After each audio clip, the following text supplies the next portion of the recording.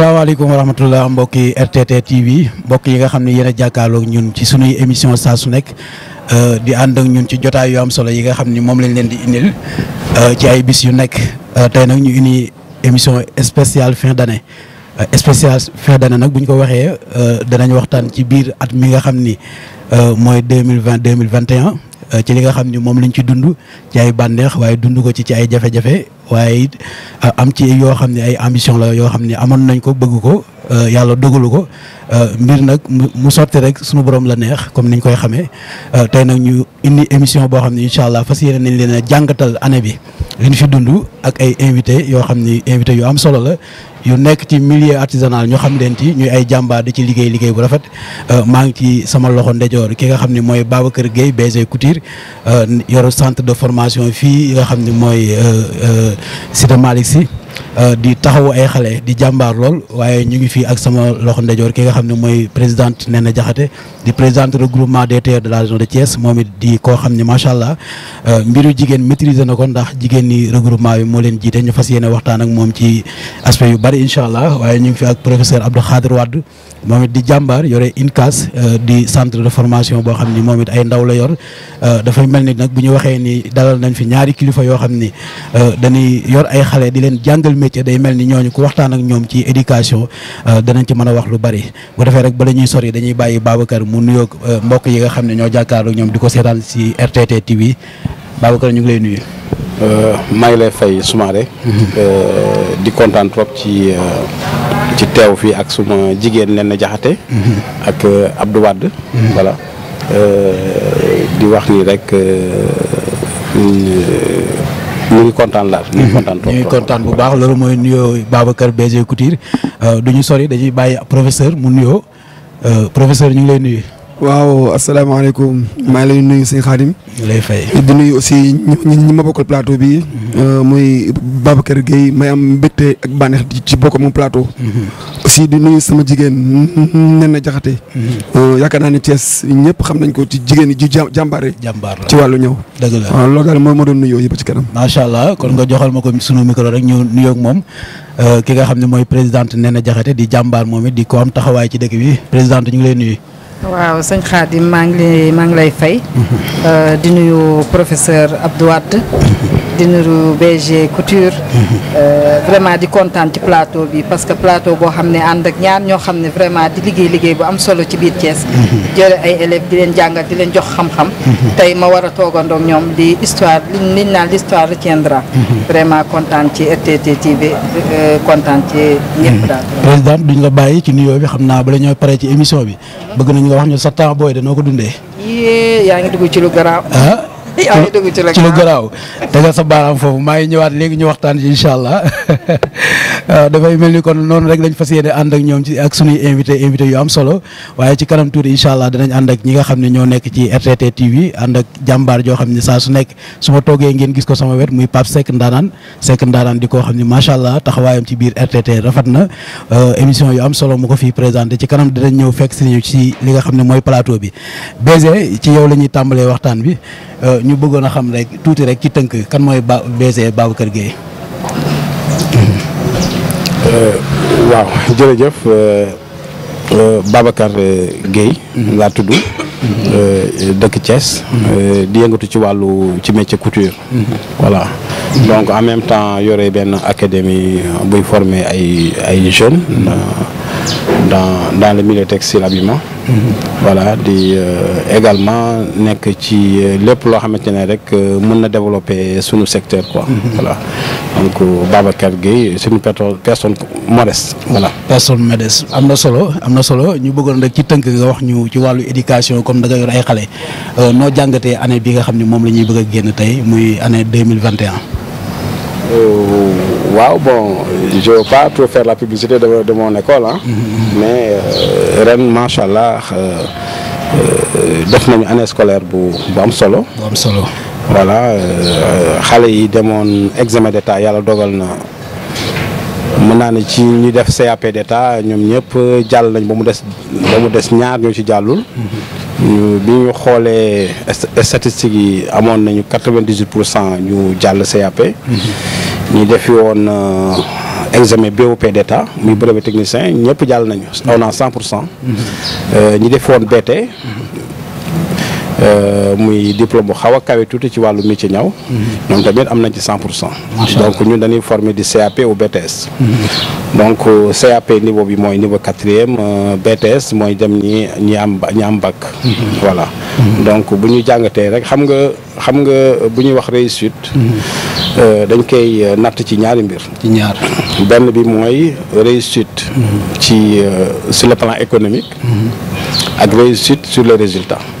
maintenant pour nga am les deux nag lu jafe la. boo amee réussite ci koom bi su yokkoo. mën naa ni du yomb nga am résultat yu baax. mais bu fekkee ni résultats yi taxaw na xamal ni on a fait beaucoup de sacrifices. waaw xam nga jàngale moom dafa metti te booy xool li ci làqatu yëpp boo ko respecté. pour xale bi mën a réussir. mën naa ni day laaj beaucoup de sacrifices. donc moo tax ñun on a coopté vraiment xale bi am réussite ci li muy def. parce que li ñu naan jàngale fa xaw c'est un peu sacré. mais day sant yàlla toujours. pourquoi ñu sant yàlla parce que déjà. comme muy naan nga xoolaale caméra bi. voilà voilà très bien alors boo xoolee ci liggéey bi ñu nekk muy wàllu secteur habillement textile. donc comme que yàlla mi ñuy suturaal ci métier ñaw bi comme que toujours nous sommes formation bi dafa ñëw après gis nañu ni dañu war a partager sunuy xale sunuy rakk sunuy jarbaat sunu xam-xam. loolu moo ñu animé ba ñu monter académie couture. alors mais parallèlement ñi ngi yëngatu ci wàllu ñaw. ay tailleur lañu dañuy ñaw di am ay clients di gagner ay marché. donc mën naa ni daal li metti fële ci njàngale ma yëpp yàlla mi ñu koy suturaal ci ñaw bi. donc moo tax li mettoon fële daal. dañ koy muñalale. voilà donc loolu moo tax ñuy def effort yu bari. pour que au moins xale yi mën a am résultat quoi. voilà. muy année bu doy waar année boo xam ne daanaka mën nañu wax ni mbas mi lañ ko débuté mu ànd ak ñun ba léegi la ñuy commencé féex jafe-jafe yu bari gaaroon ñu daanaka dara doxatul woon muy loo xam ne aussi tamit waroon na laal tuuti parents d'élèves yi wala mu laal yenn entreprise yi est-ce que amoon ngeen ci ay jafe-jafe. oui effectivement loolu am na c'est-à-dire que loolu école yëpp dund mbas mi. c'était un peu compliqué quand même ci école yi. mais man toujours damay féliciter ñu yore école ñëpp. parce que déjà c'était très compliqué. nga yor école de formation moment boo xam ne en pleine année scolaire ñu arrêté njàng mi. xale yëpp dem et puis kenn fayul. ñoom ñuy góorgóorlu di fay seen location te pratiquement école bari fi dañu loué. c'était pas évident. voilà te xale yi bi ñu ñëwaatee déggoon ngeen ay rumeurs ñu wax ñoom du ñu fay lu ñu jàngul effectivement après école lañ leen bàyyi ñu jàng. mais quand même man école bi ma yore je n'ai jamais demandé quelqu'un mu fay loo xam ne jàng ko. donc après dañu continuer suñu liggéey quoi ak ñoom. voilà ba yàlla dogal na année bi nga xam ne ci la mbas mi am. li ñu am ci résultat mosuñu ko am. voilà macha allah. am na solo kon day mel ni loolu la BG wax muy année bii ñu génn am nañ ci maanaam satisfaction totale parce que bu fekkente ni côté yëpp am nañ ci liñ ci bëggoon day mel ni année bu am bànneex la mbas mi donte mu ngi doon touché secteur yu bari waaye ñoom dund nañ ko ci jàmm bu ko defee dañuy gestu sunu loxo càmbañ joxaat ki nga xam ni mooy professeur Abdou Khadre Wade. waaw professeur ñu ngi leen nuyuwaat. waaw maa ngi lay fayaat si Khadim bu baax a baax. nan nga jàngatee année 2021 bi.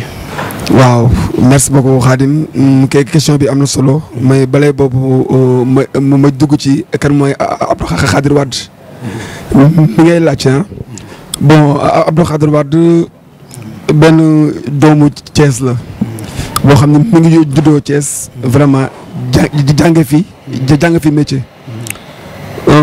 mu am nag lu am solo loo xam ni bala may avancer ba bëgg naa koo wax. waa Thiès waa ak Sénégal yëpp dégg ko. muy tey ki ma bokkal plateau mi Babacar Gueye. waaw parce que man dama nekkoon benn tailleur. nekk doomu tailleur.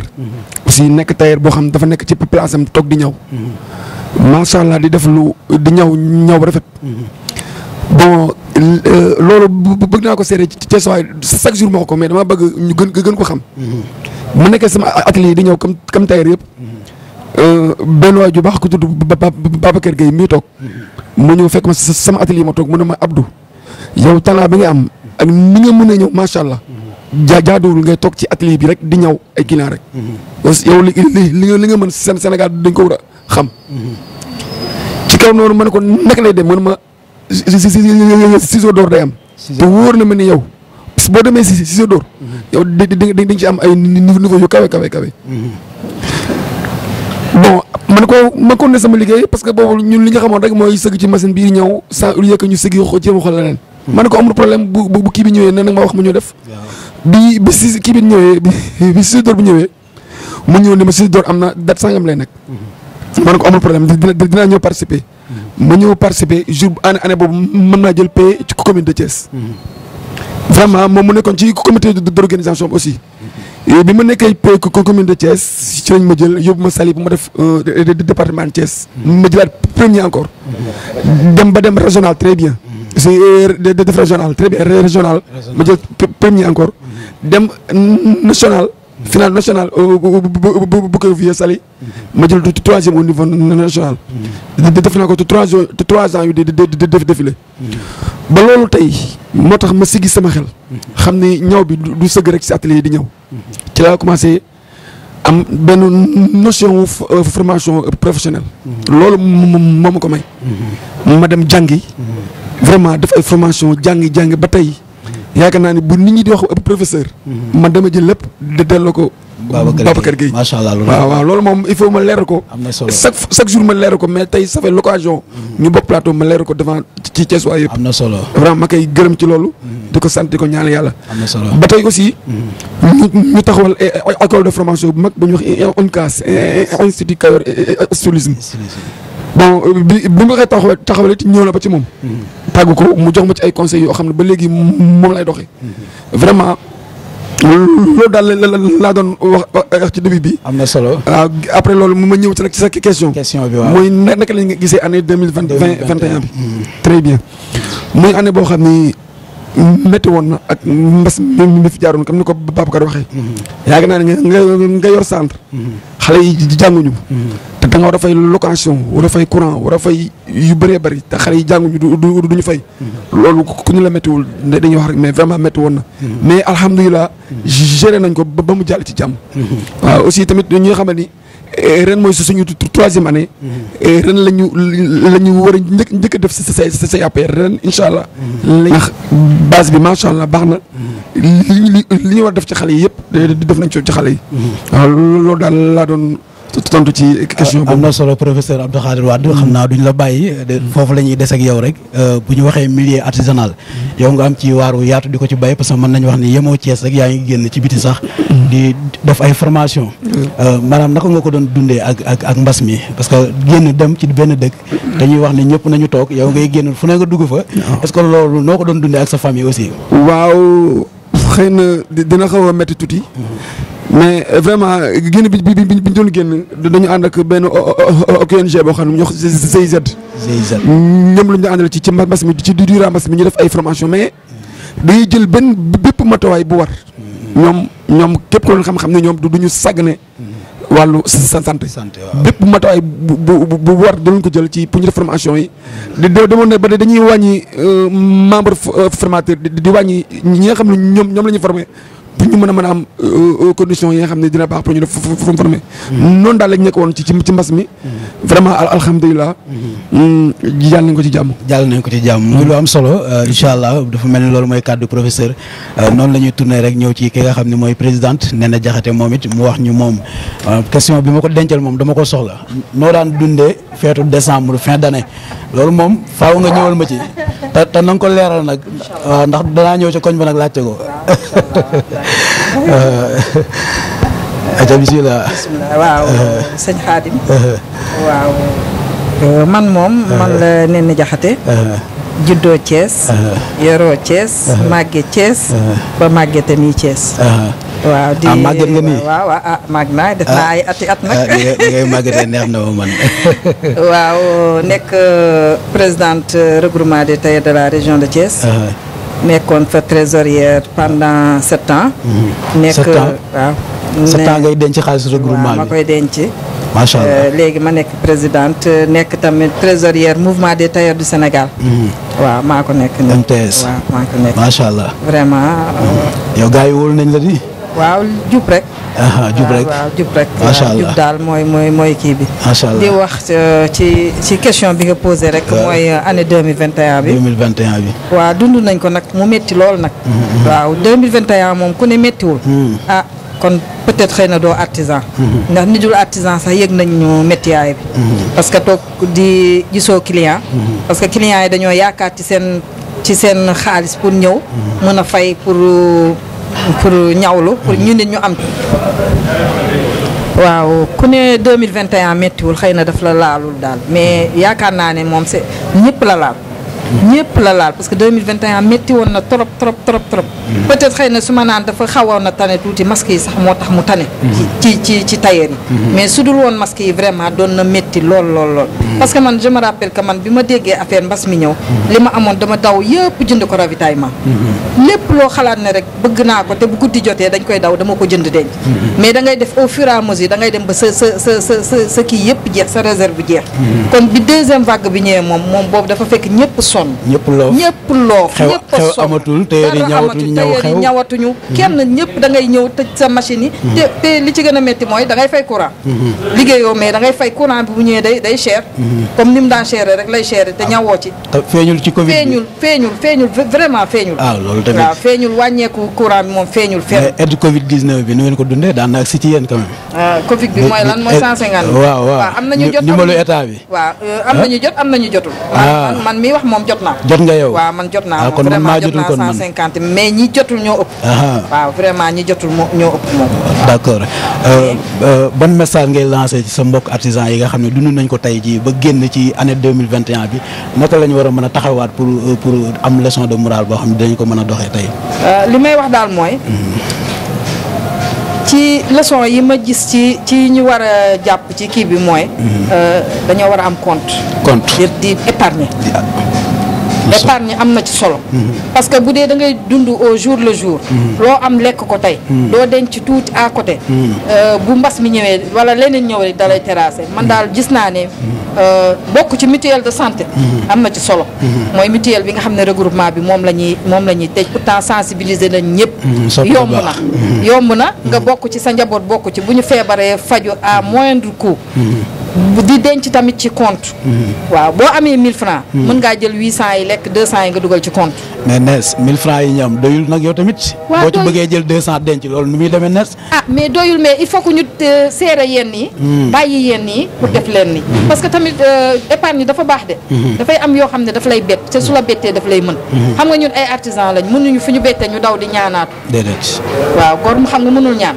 mais yow soo dajalee as tuut bokk ci mutuelle yàlla mën na laa sutura lenn yi di nga ko mën a lijjante lenn yi nga bàyyi ci loxo yàlla waaw loolu daal am na solo loolu mooy kàddu yi Néné Diakhaté présidente muy mel ne joxe na message bu am solo président Babacar BG ñu bëggoon nga ñëwal ñu rek ci milieu artisanal li nga xam ne moo ci nekk ci ay jafe-jafe milieu la boo xam ne ba léegi avancement bi mu waroon a am amu ko te wax nañ ni artisan yi ñoo ëpp ci Sénégal mais ba léegi pour ñu def jéego jëm ca kanam jéego bu ràññeeku nag moo tax ñuy wax ndax am na ci yenn yoo xam ne ñu ngi ci parce que yéen a ngi organiser ay école de formation mais teewul ba léegi daal gëdd bi mu waroon a am daal des na loolu ban jàngat nga ci def BG.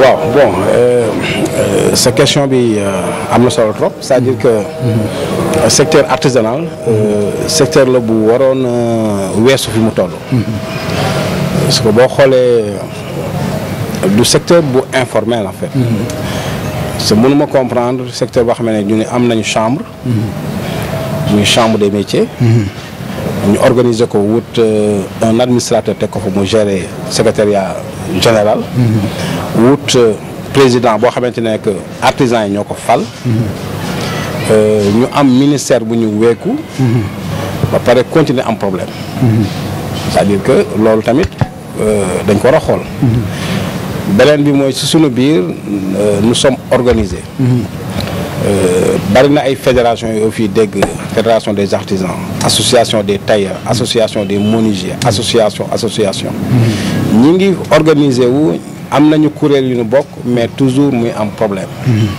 xam nga pour man problème pour ñu mën ko identifier il faut ñu toog waxtaan.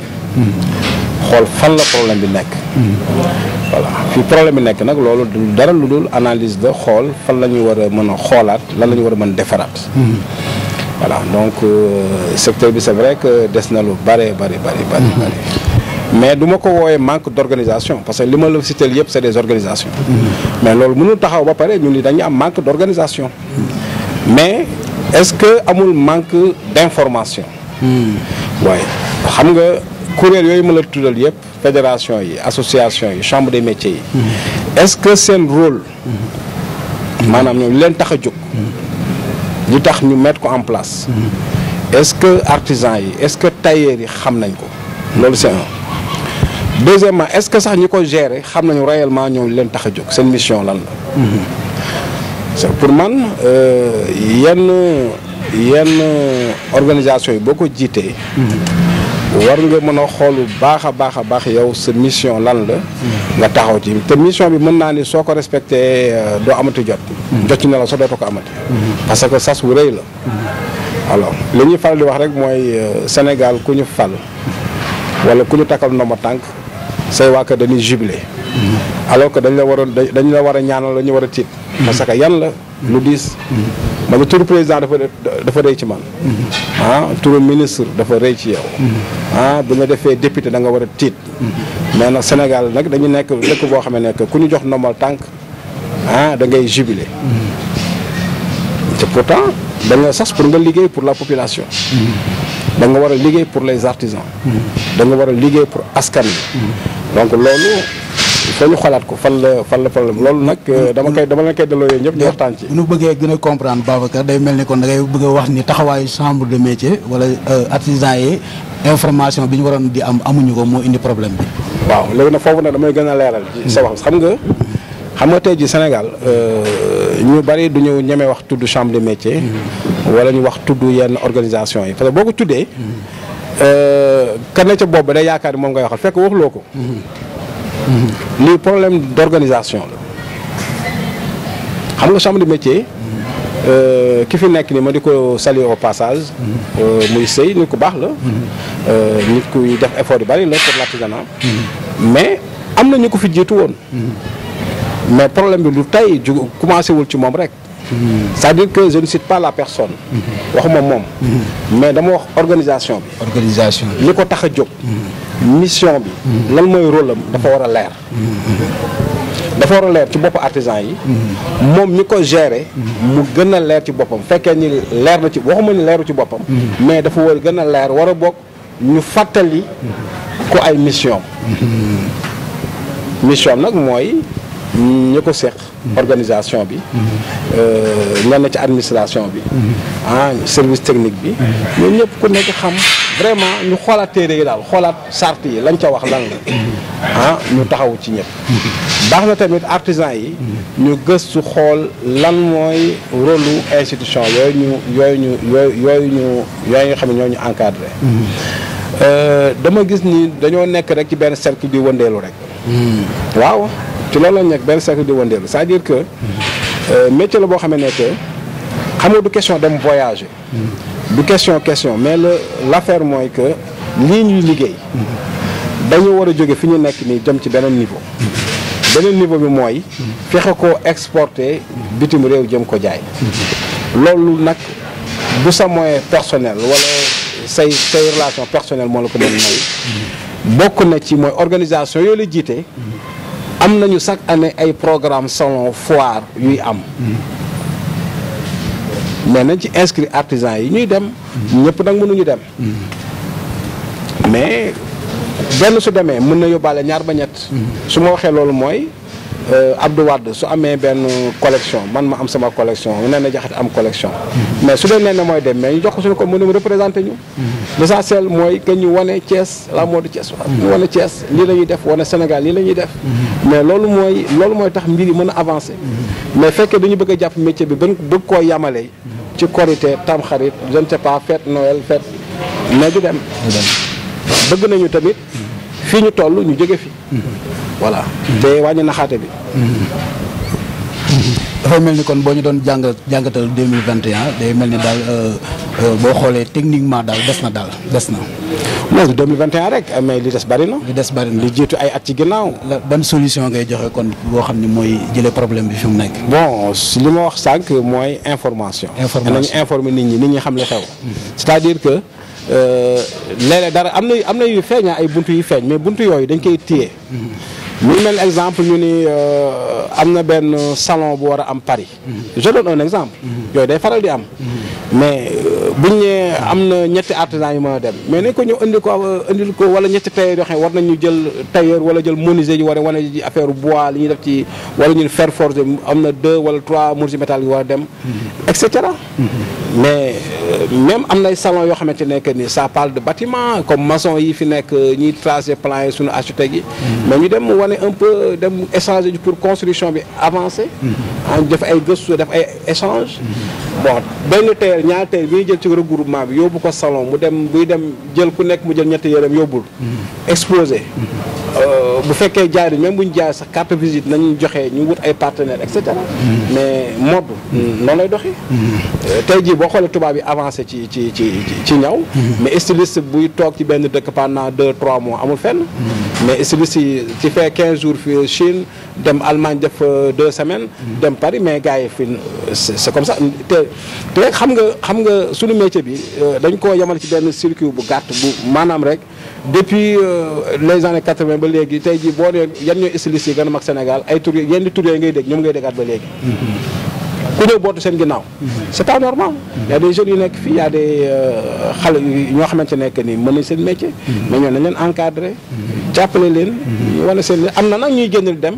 mais quand même mbir mi daal des na. des na loolu mooy kàddu yi Babacar bu ngeen ko dégloo li mu waxee ngeen xam ne borom xam-xam mooy wax macha allah ku maîtriser secteur artisanal la jàmbaar la bu ko defee rek mbokk yi plateau spécial RTT TV bu fin d'année wu 2021 ci la ñu leen ko waxee ñu ngi jaajëfal waa Rési bu baax ci caméraman bi macha allah ñu ngi fa ak Doudou mi nga xam ne moo jiite xale yi di liggéey bu rafet ànd fa ak tey sunu gan gi nga xam ne tey moo téye technique bi muy Modou Fall ñu koy nuyu bu baax di béggee Amina Thiat mu Serigne Saliou ak maam El Hadji ñu ngi leen di ziar bu baax a baax di bëggee mboolem koo xam ne rek yaa ngi jàkkaaroog ñun di ñu seetaan di nuyu bu baax président Mamadou Seck président regroupement des tailleurs de la zone de Thiès di jaare ci moom rek di nuyu mboolem artisan yi nga xam ne ñoo nekk ci Thiès yëpp di leen wax bonne fin d'année 2021 ñu ngi leen di bëggee te di leen masawu coono yi jafe-jafe yi nga xam ne dund nañ ko ci année bi yëpp macha allah ay jàmbaar lañ artisanal ay jàmbaar lañ rawatina secteur bi nga xam ni moom lañ gën a maîtriser muy couture ñu ngi leen di jaajëfal bu baax di nuyu président wu marché yëpp bu ko defee rek ñu ngi waat ci waxtaan wi ba léegi mais BG ginnaaw problème yi yëpp am nag lan moo ciy taxawaayu Babacar BG. waaw man de li may wax rek mooy je suis une personne modeste. voilà peut-être que sama pouvoir bariwul lool. mais daal xam naa ni li ma yàlla may mu mën ko maa ngi koy bokk ak sumay rak population Thiès muy suma xam-xam ci ñaw peu de connaissance ma am daal xam naa ni fexe naa am benn cadre bu ma koy échanger ak xale yi muy suma institut bi ma taxawal muy académie Kobe Couture bon beneen bi wàllu production également ñaw su baree it dañ ko mujj partager ak ay say mbokku tailleur partager ko ay jeunes ngeen bokk ci liggéey donc waaw mais yenn décision yi nag wax dëgg yàlla li may faral di wax mooy du ma ci mën lu bari. mais en tant que Babacar ñu xam ko bu baax mu nekk benn personnalité boo xam ne des fois am na accès déplacé wu dem fekk regroupement bi wax ak président Mamadou Seck ni ko orientation bii kat bu ma sañoon ñu jubanti ko wala seeti ku mel ni président Sey ni ko idée bii kat bu ma bëggoon ñu dugal ko ci doxin bi ba xam lu muy joxe. voilà très bien parce que loolu aussi des fois doo ci voilà loolu également lu war a mën nekk la bon seeti président Mamadou Seck waxtaan ak moom